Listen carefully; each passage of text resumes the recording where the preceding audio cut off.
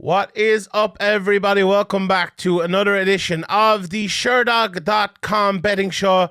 I'm your host, Sheehan of the Sheehan Show, to take you through some of my bets for the weekend in the world of mixed martial arts. And it's the first pay-per-view event of the year this weekend, as the heaviest belt in the men's divisions goes up against the lightest belt in the men's divisions, even in the co-main event, as Deiveson Figueiredo tries to get his title back against Brandon Moreno. And then in the main event, the interim heavyweight champion of the world, Ciryl Gane, tries to become the heavyweight champion of the world against the current heavyweight champion of the world, Francis Ngannou. Old training partners and all of that, so we'll see how that plays into it, and I'm sure we'll get into all of that. But I'm here to give you my top 5 bets for the weekend. 4 just normal bets, 1 flyer, and my flyer. Wait, I get to my flyer. I feel like my flyer this week is a bet I would have just chosen straight up anyway, so I'm going for it. But we will get into all of that. Before I start, please bet responsibly. Don't bet too much. Don't go mad this weekend. If you're watching the fights at home, throw out a fiver, throw out a tenner. Don't go mad. Don't go mad betting, and don't bet all your money or don't do anything like that. Keep it safe, keep it fun, and keep aware of that as well, because it's very important. But this is a fun betting show. This is an MMA betting show rather than a betting show about MMA, if you want to put it that way. So we'll get into it here, and I want to talk about some of the fights, because I'm really excited about these fights this weekend. Watched a few fights from the undercard and 2 of the opponents and stuff last night, and look, I was speaking on podcast this weekend, and on my preview, will probably be out by this comes up. I mostly spoke about the top 2, but looking at some of the undercard fights a little bit more in depth, it's not one with a lot of names. Okay, you have the likes of Michel, Pereira, and you have a Nurmagomedov in there, so you have some names, but you don't have, even like, say, someone like a Wonder Boy or a Cerrone or someone like that who you might expect to see on a pay-per-view, not even undercard, but the start of the main card or something like that. It doesn't really have those names outside from the top 2 fights, so that can be a little bit disappointing sometimes. But what we do have is some of the most exciting kind of up-and-comers in the sport. Our guys like Pereira, we have Ilia Topuria, and this is very good, and some other names as well, and good matchups. So, it's maybe not an undercard or a card outside of the top 2 that actually stands out, that people are really excited about. But I actually think we should be in some ways, because I actually think it's really good. And, sometimes we can get bogged down in these cards, and the card last week wasn't the best in the world on paper and in practice as well. But I feel like this one will be a good one from top to bottom for the most part. So let's get into it, and let's get into my first bet. And you know what? I'm going to start with the main event here.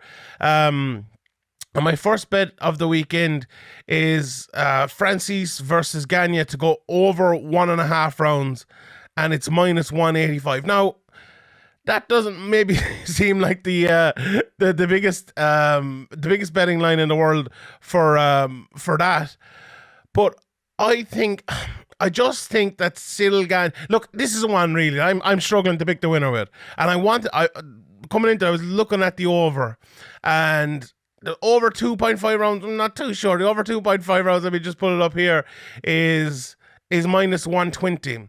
And my thinking there was, when I looked at that and I looked at the over 1.5 rounds, I think that's better. And I think maybe this one is one you throw into the accumulator, because if you have an accumulator here and it comes to the last fight of the night and you pick Gane or you pick Ngannou, you're probably worried about it. You're probably worried about it. My pick now for the night is Ciryl Gane.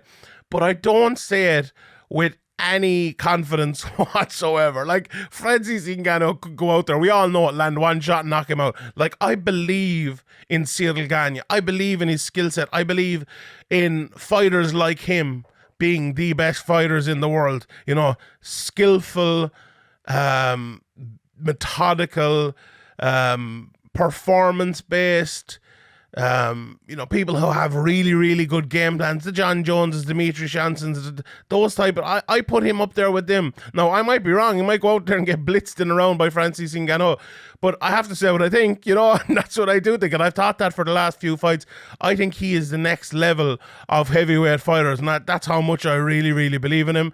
So I think he can weather the storm of Francis Ngannou over the first round and a half. I really do. I think he can.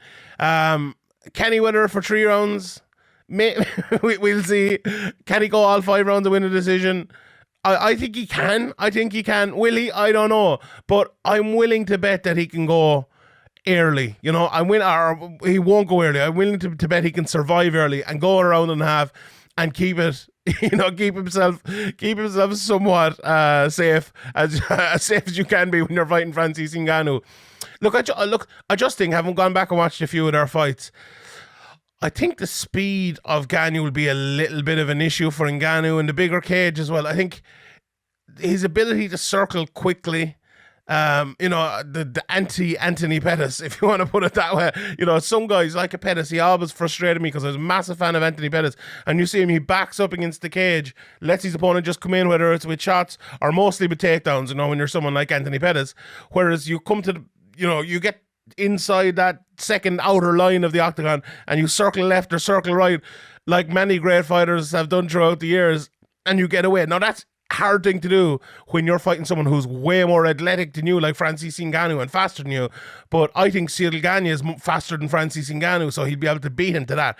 If he can beat him to that, in that one area alone, I think he will survive the first round and a half. Like, Francis is a guy who attacks straight and goes right at you. Look at the Jairzinho Rosenstruck. Like, Jairzinho back up and up and up and up and got to the cage. There was no place to go, and Francis caught him with a freaking baby finger or something and knocked him out. And that's nothing against Jairzinho. That's what Francis is like. That's how hard he hits. And there's absolutely no shame in that. But I think Gane will be smart enough. And it's not just smart enough. That's the way he fights anyway. Get out.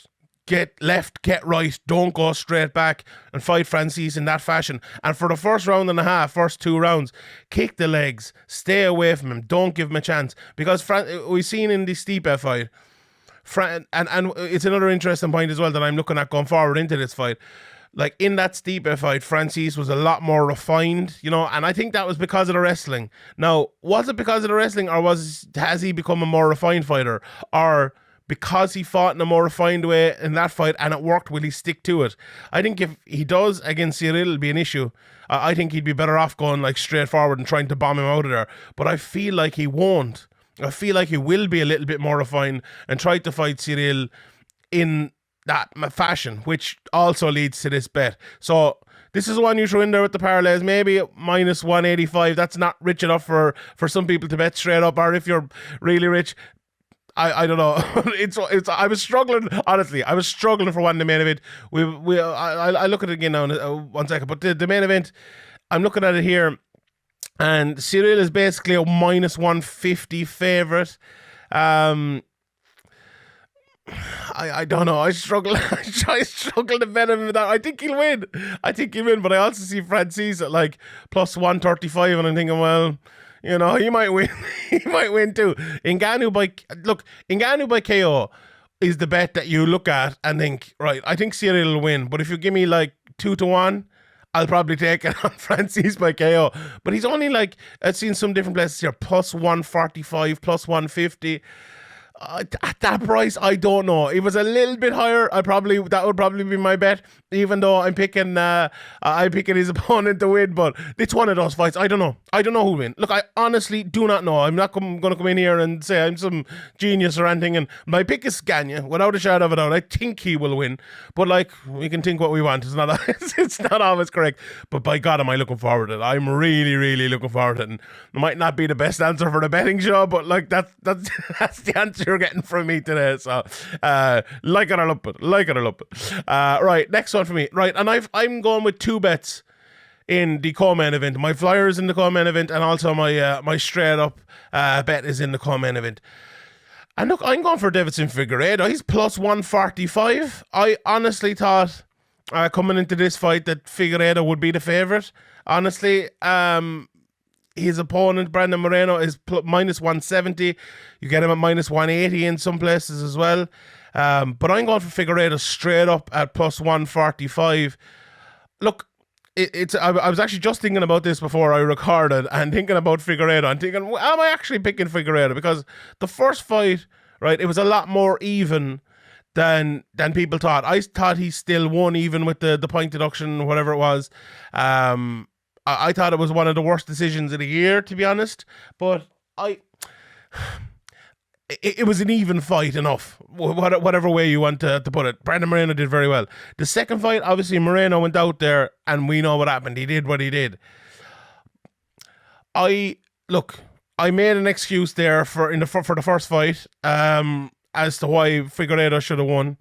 In the second fight, I'm kind of making excuses for him. Well, now I sound like an ex trying to get back with someone, that I was with 2 years ago or something like that. That I know I sound like that 100%, but I can't not take that opinion. That's what I believe. That's what I think. My thinking in the second fight was I think he had a very bad weight cut. I think he wasn't in the shape or wasn't prepared in the way that he normally would. He looked horrendous in that fight. He looked horrendous. And now, if the weight cut is bad here again this time, and he looks the same, he'll lose again. But I feel like, and I've spoken about this in other places, in other podcasts as well, that if he's coming back down to 125, he must have a reason for that. There's an easy route for him at 135. He could go up there and get, a Frankie Edgar or a Cody Garbrandt or someone like that, probably win that fight and be towards a title fight, I really think that's there for him. And even if he lost or whatever, he could come back down. Maybe there must be a reason why he's staying there right now and having another shot at this and wanting another shot. Because after that fight, I think, no one was thinking that we're going to see this fight again.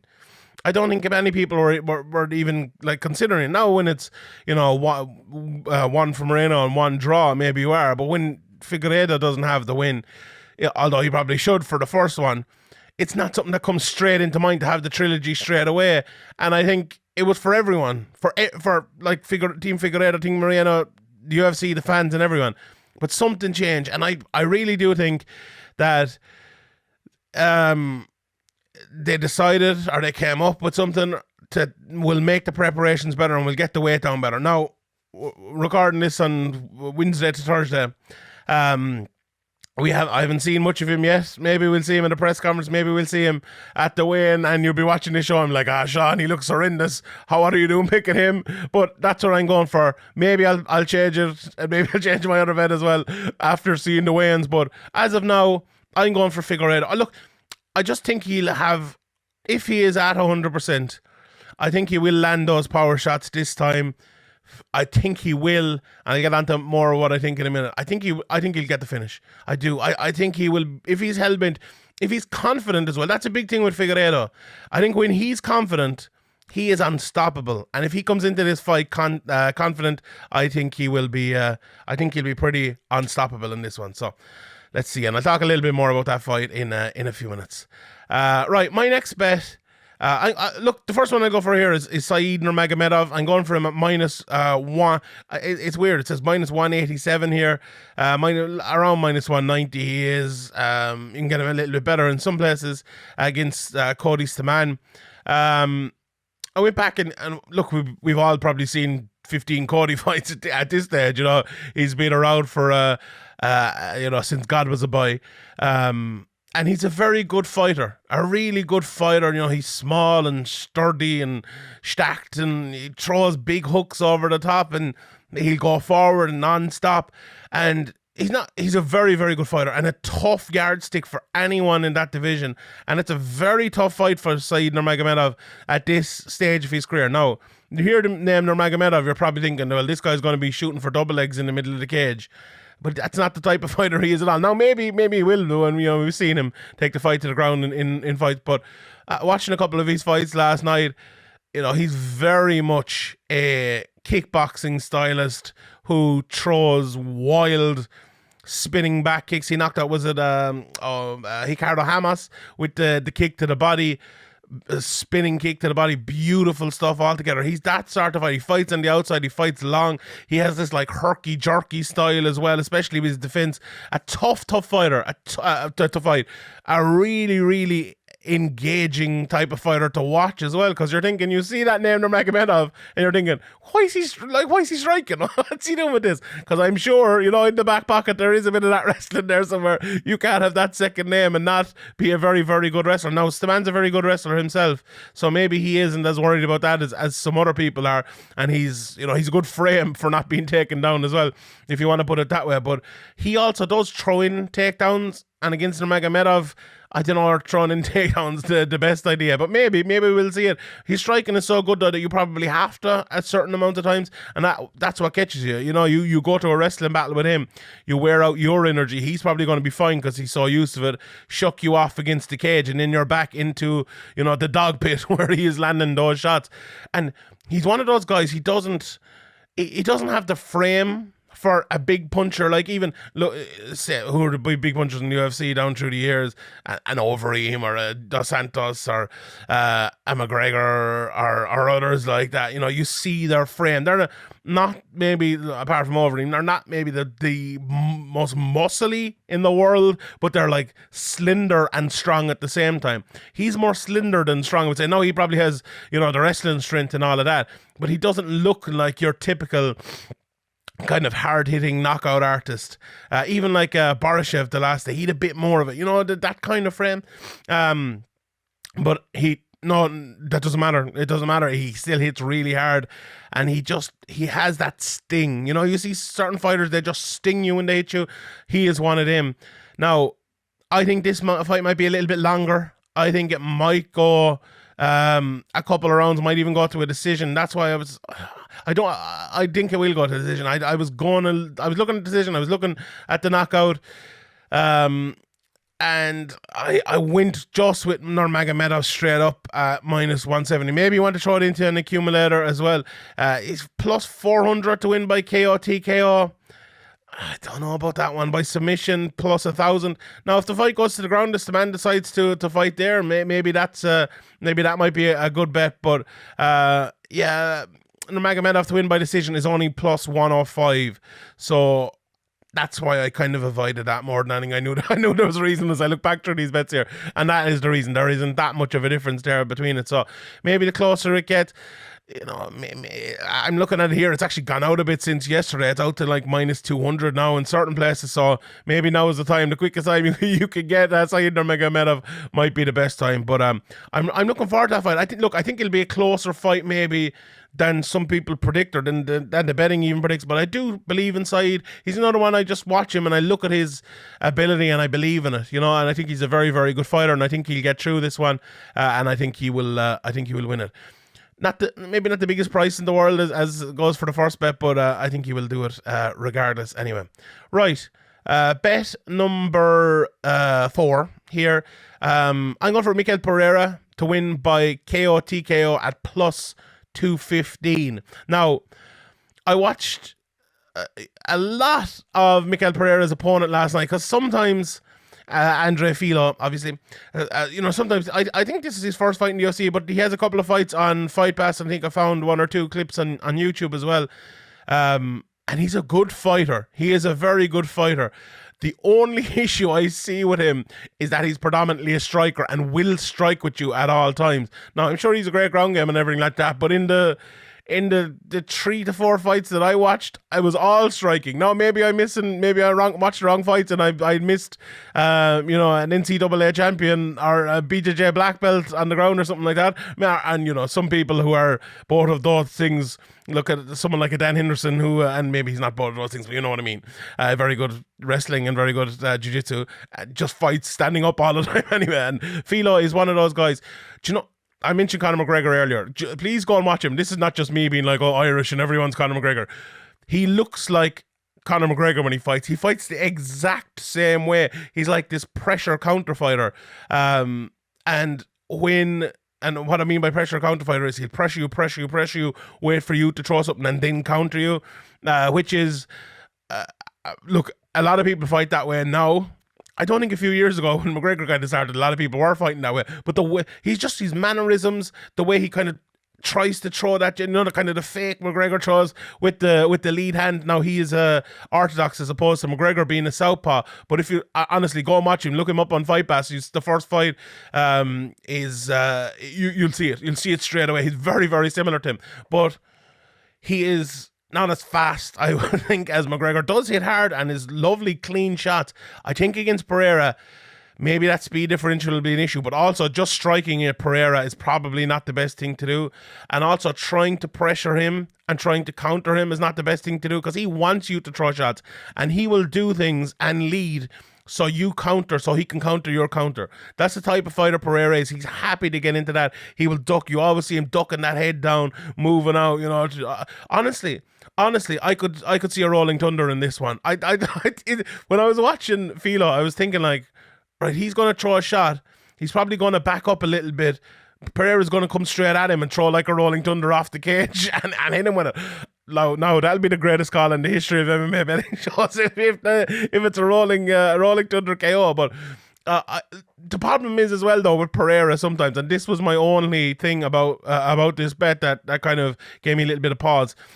He's maybe not as crazy and mad with his striking as he once was. Now, against someone like Fialho, who I think is a good matchup for your crazy mad striking, maybe he'll bring it back, and I think he should. I think it'd benefit him in this one, and it'd benefit the fight as well. And look, the reason I'm going for the KO is because of Fialho, is because of he will open up, he will take shots, he will land shots of his own. I could see him knocking out Pereira, to be honest. I think he's that good. I think he's really, really good. And that's the reason, coming in here in relatively short notice, that he's only plus 230. I'd probably not take that price at that price, but especially on short notice. But if this was, 10-week camp versus 10-week camp, I think Fialho's a very good fighter. I think he'll be around the UFC for a while. I just think if Michel Pereira fights the right way, I think he has the winning in this fight. And I think he will win it, but we will wait and see. This is one that's going to be really fun for as long as it goes. Honestly, it's going to be really, really fun. I just hope Pereira does fight a little bit more languid and mad, because if it gets into like a tactical striking battle, Fialho will love that, and he'll want to. That's the type of game he fights, and Pereira can fight that game as well, but it might not be as exciting as we want. It'll still be a good fight, but I feel like this is an opportunity for Pereira to be exciting. Let's be exciting. Let's do it. Right, my final bet of the week, and as I told you, I'm going for the second bet on the co-main event. I'm going for Deiveson Figueiredo to win by submission at plus 800. Now, I think this is crazy. When I saw this price, I could not believe it. My bet, like I was coming in, and my normal bet for the week was going to be Figueiredo by submission. It was going to be that. We've seen him in fights. We saw him against Joseph Benavidez, as I said during the week. He finished him like 3 times in one round. But he submits guys. He knocks them down, jumps in their back, gets the rear naked choke, gets the guillotine, whatever it might be, and submits them. I remember I did one of my bold predictions for, was it 2020 or whatever year it was? And I was like, there'll only be a certain amount of submissions in the year. And he beat it himself. He had like 2 or 3 submissions in 1 year in championship fights. Okay, maybe one of them was a championship fight because he missed weight. But you know what I mean? This is a guy who submits people. Now, Moreno's very, very good on the ground, and he's not going to be easy to submit. But my thinking here is that he hurts him, gets it to the ground, and then submits him. And I think that will happen. That's how I envisage the fight going. Now, as I said again, maybe we'll see on Friday, maybe he'll have a bad weight cut, and none of this will happen, and all my envisaging will be in that being here alongside me. But that's how I think it will. That's how I think it'll go. My pick, if you're asking me, we're doing I do the picks in different sorts of places. The pick I gave was Figueiredo to win by submission. If you're giving me 8-1 on that, I'm absolutely taking that without a shadow of a doubt. And it's my flyer for the week because it's 8-1, but it's also a bet I would go for straight up. I think that's the way it'll go. I don't know why. I don't know why I believe in Deiveson Figueiredo so much when he's hurt me so many times. But I do. I just believe. I believe in his ability. I think he will bounce back. Now, if he doesn't, he doesn't. All right, fair enough.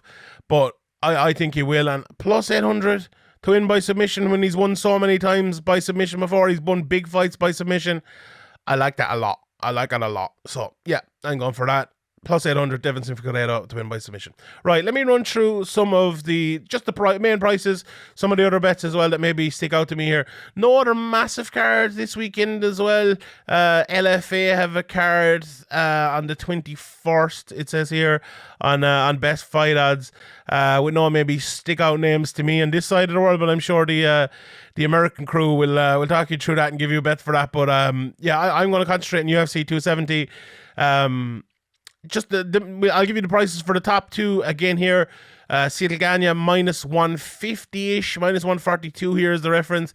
And Ngannou around plus 120, 130 in the betting there as well. So the price is obviously fluctuating here as we come closer to the fight. But Gane, the small favourite there, I would say, over Francis. Gane, some of the prices I'm interested in. Gane to win by KO TKO, only plus 150. I think that's very... sorry. That's Ngannou, as we talked about earlier. plus 225 for Gane. That's also very interesting. Like, I don't know. It's in a heavyweight fight, right? I think this guy's going to win. To win by knockout should be the bet you're going for, but it's just not. I find this fight so hard.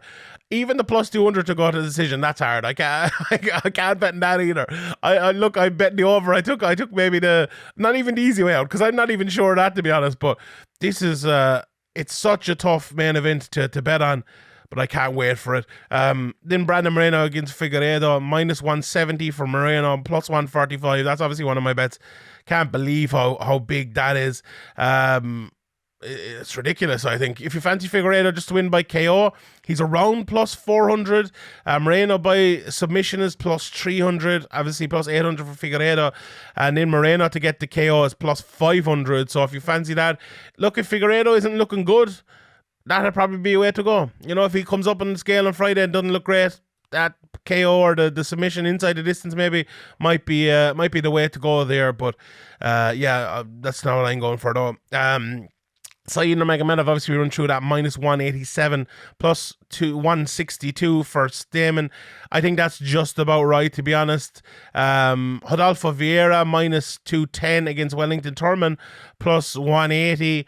That's an interesting line. Vieira is a very, very good fighter. What's the submission there? Plus 100 only for Vieira.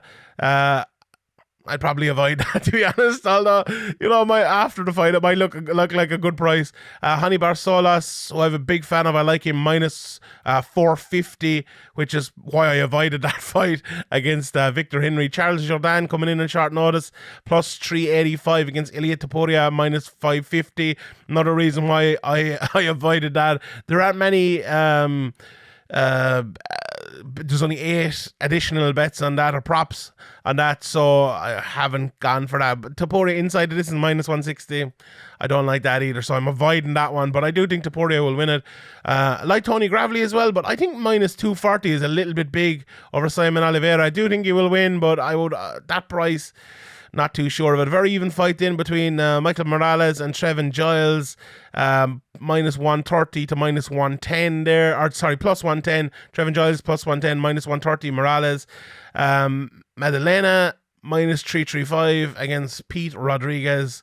I don't know who these people are, to be honest. Plus 275. I'm sure there's people with more knowledge than me of these undercard fighters. I'm too busy watching, Cage Warriors and KSW and stuff like that. So, what Kay Hansen is on this card, minus 240, plus 205. I saw a picture of her today. She's looking in phenomenal shape, and she's fighting Jasmine Jazudovikas.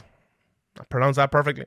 And then the last fight is Silviana Gomez Juarez, who is plus 120 against Vanessa Demopoulos, who is minus 140. So those are your betting lines for the weekend.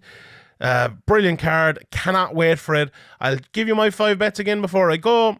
Francis Ngannou versus Ciryl Gane. I'm going over the 1.5 rounds. That is minus 185. I'm going for Deiveson Figueiredo on the co-main event at plus 145 straight up. I think that's a fantastic price. Going for Nurmagomedov minus 187 to win straight up as well. I'm going for Michel Pereira to win by KO TKO at plus 215. And for my flyer bet of the week, which I actually don't think is a flyer, Deiveson Figueiredo by submission plus 800. Can't wait for this weekend. Don't bet too much. Don't go mad. Throw $5 on Figueiredo by submission. Get yourself back, what is it, 50 quid or whatever it might be, and have a few drinks after it. And if you're over in America, it'll pay for your pay-per-view. And sure, if he loses, it'll only be a $5 down the drain. So we'll leave it at that. Thanks everyone for listening. I appreciate it. Give it a thumbs up. Leave a comment in the comment section below. Tell me your bet for the weekend. And if I see it, I'll go in and I'll reply and I'll say hello to you. So yeah, please do that. As I said, hit the like, hit the subscribe button, and keep it locked on Sherdog.com. My name is Sheehan, and I'll see you all next time.